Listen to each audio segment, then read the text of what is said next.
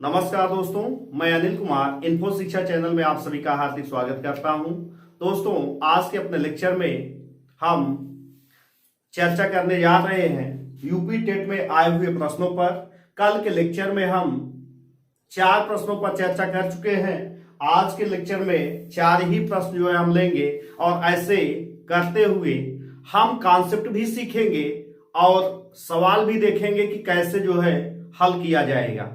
क्योंकि दोस्तों, अगर आप यूपी टेट में आए हुए प्रश्नों को हल कर लेते हैं तो ज्यादा से ज्यादा संभावना ये बनती है कि कॉन्सेप्ट उसी पे आधारित जो है क्वेश्चन कई सारे जो है पूछे जाते हैं और कुछ क्वेश्चन तो रिपीट भी कर दिए जाते हैं।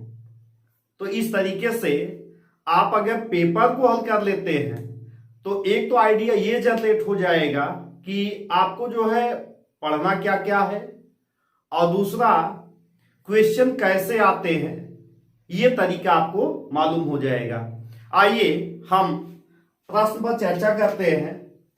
पहला प्रश्न है, यदि मास A8 का जो है 4 है और लस A8 का 24 हो तो A का मान क्या होगा। अब ऑप्शन दे दिया गया है।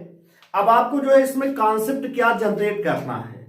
कॉन्सेप्ट आपको ये पता होना चाहिए कि एक सूत्र होता है कि पहली संख्या गुणे दूसरी संख्या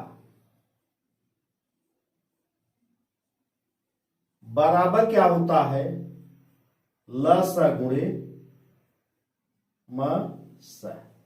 ये फार्मूला है दोस्तों कि पहली संख्या गुणे दूसरी संख्या बराबर लस गुणे मस। इसका जो है लेक्चर मेरे चैनल पे अपलोड है, लसा और मसा का। आप वहां से कॉन्सेप्ट क्लियर कर सकते हैं। तो आइए यहां पे देखते हैं। अब यानी कि जो A और 8 दे रहा है, यानी कि A संख्या को आप पहली संख्या मान लीजिए, A जो है पहली संख्या मान लीजिए और 8 जो है क्या हो जाएगा, दूसरी संख्या।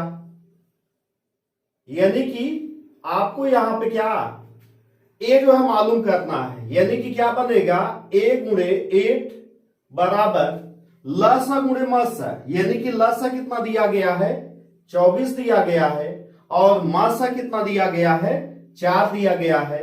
यानी कि A बराबर जब निकालेंगे तो ये क्या हो जाएगा, 8 इधर जाके डिवीजन हो जाएगा 24 गुणे 4 बटे 8। तो कितना हो जाएगा, ये कट जाएगा, 3 इंटू 4 बनेगा और इसका आंसर कितना आएगा, 12 आएगा। तो इसका कौन सा ऑप्शन सही होगा, बी ऑप्शन सही होगा। दोस्तों, इस तरीके के क्वेश्चन एग्जाम में कई बार जो है पूछे जा रहे हैं कि अगर दो संख्याएं जो है लसा और मसा दे के एक संख्या दे देता है, आपसे जो है दूसरी संख्या पूछ लेता है, तो उसका कॉन्सेप्ट यहां से आप ये जो है फार्मूला, ये कॉन्सेप्ट है, तो यहां से आप ये फार्मूला नोट कर लीजिए और इस तरीके के क्वेश्चन जो भी आए उनको जो है आप इस तरीके से हल कर लीजिए। आइए सेकंड क्वेश्चन देखते हैं कि 2 पावर -1, ये जो है छोटे कोष्टक में, इसके बाद मिडिल ब्रैकेट है, पावर -1 के सरलीकरण से प्राप्त संख्या क्या होगी। अब ध्यान रखिए, ये दिया है अभाज्य संख्या, सम संख्या, 2 का गुणज और विषम संख्या। आप यहां पे देख रहे हैं कि ऑप्शन में टेक्निकल है, अभाज्य संख्या, सम संख्या, 2 का गुणज और विषम संख्या। यानी कि इस सवाल को हल करने में आपको सबसे पहले आना क्या चाहिए, आना ये चाहिए विषम संख्या क्या होती है, सम संख्या क्या होती है, अभाज्य संख्या क्या होती है और गुणज क्या होता है। तभी आप इस क्वेश्चन को हल कर पाएंगे कि इसके आधार पे इनमें से आप ऑप्शन जो है कौन सा चूज करेंगे, यही जो है देखना है। पहले यहां तो एक मैथ हल करना है, इसके बाद नंबर सिस्टम का आपको जो है नॉलेज होना चाहिए। तो अगर आप ये जो है लेक्चर देख रहे हैं, आपको नंबर सिस्टम का जो है नॉलेज चाहिए, तो आप हमारे लेक्चर के प्लेलिस्ट में, चैनल पे प्लेलिस्ट में जाके नंबर सिस्टम का जो है लेक्चर पढ़ा हुआ है, एक एक जो है नंबर पे जो है मैंने वीडियो बनाया हुआ है डिटेल में, आप वहां से ये जो है कॉन्सेप्ट सीख सकते हैं। तो आइए इसका हल करते हैं और देखते हैं कि इसका जो है सही उत्तर क्या होगा और क्यों जो है वही ऑप्शन होगा। ये देखिए यहां पे दिया गया है 2 पावर -1 और यहां दिया है -1। पहले इस ब्रैकेट को हटाइए तो ये क्या हो जाएगा, ये हो जाएगा 2 पावर -1 पावर -1। अब इसको भी ये ब्रैकेट हटाएंगे तो क्या होगा, यहां पावर -1 यहां पावर -1 यानी कि 2 पावर -1 इंटू -1 हो जाएगा। दोनों जो है घातों का जो है आपस में गुणा हो जाएगा। और आप जानते हैं कि क्या होगा, माइनस इंटू माइनस क्या होता है, प्लस होता है। तो ये बन जाएगा 2 पावर 1 यानी कि 2। तो 2 पावर 1, चूंकि यहां पे एक के एक और माइनस इंटू माइनस प्लस बनेगा और प्लस जो लिखा नहीं जाता, यानी कि 2 पावर 1 आ गया, इसका मतलब 2 आ गया। अब आपको यह जानना पड़ेगा कि 2 है क्या क्या। ठीक है, अब यहां से देखिए अभाज्य संख्या।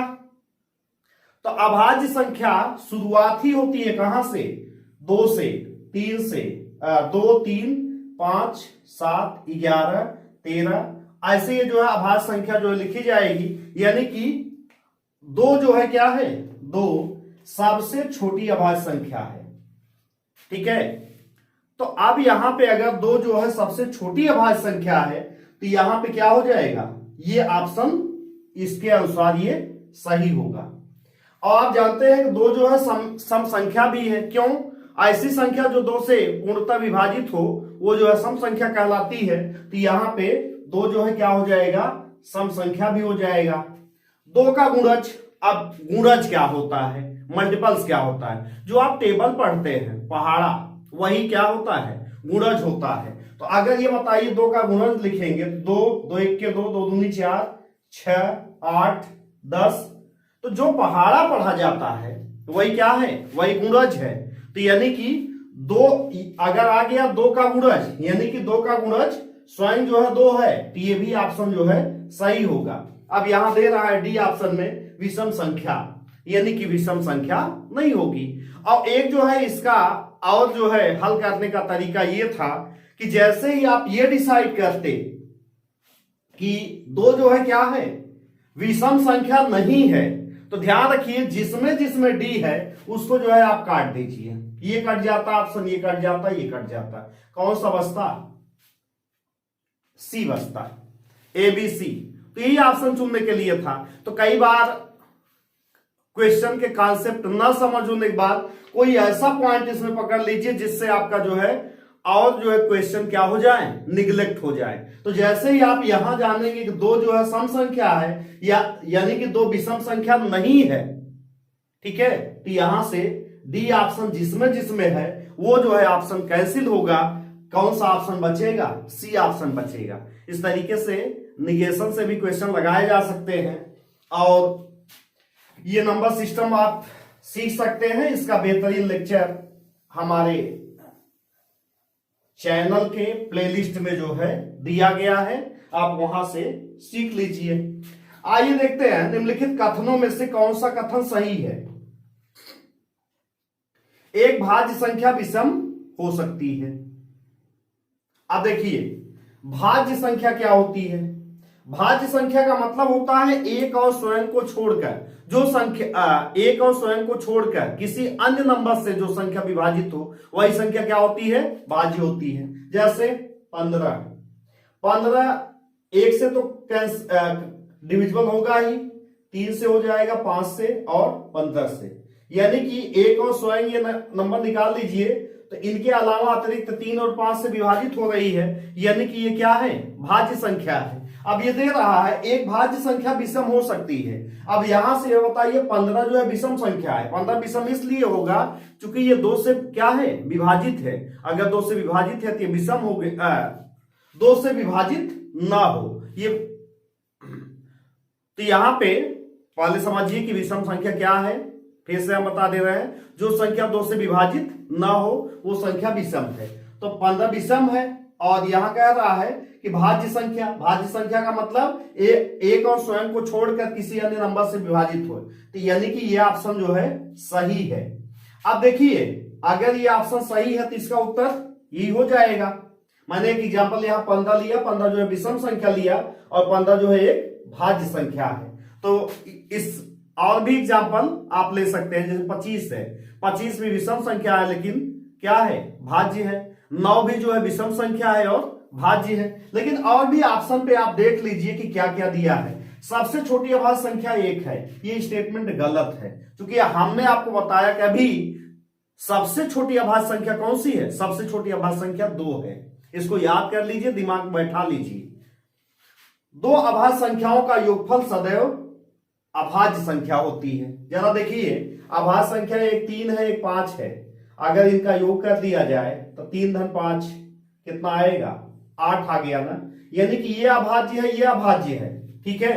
और इसका योगफल सदैव अभाज्य लिखा है, तो सदैव नहीं होगा, इसलिए कि यहां 8 जो है क्या हो गया, 8 अभाज्य संख्या नहीं है बल्कि भाज्य संख्या है, तो ये भी स्टेटमेंट गलत होगा।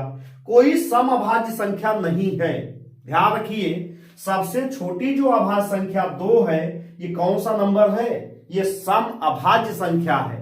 तो एक संख्या केवल ऐसी है जो समअभाज्य है, वो कौन सा नंबर है, 2 है। तो इसलिए दोस्तों ये 3 के तीनों स्टेटमेंट क्या हो जाएंगे, गलत हो जाएंगे, केवल पहला स्टेटमेंट सही होगा। दोस्तों अगर आपको जो है मेरा वीडियो पसंद आ रहा है तो आप इसको लाइक शेयर जरूर कीजिए, और जो दिक्कत हो आप जो है कमेंट बॉक्स में लिख दीजिए।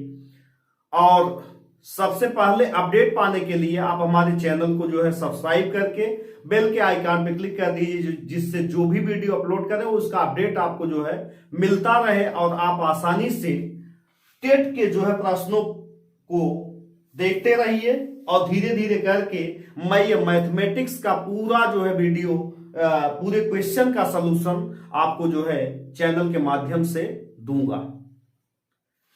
तो आइए यहां से 8 नंबर क्वेश्चन देखते हैं। एक सरल रेखा पर स्थित बिंदुओं की संख्या, इसका भी लेक्चर हमारे जो है चैनल पे जो है मैंने प्लेन ज्योमेट्री में कम से कम 10, 12, 13 वीडियो बनाए हैं, उसमें इसका जो है डिटेल्ड मैंने बताया हुआ है।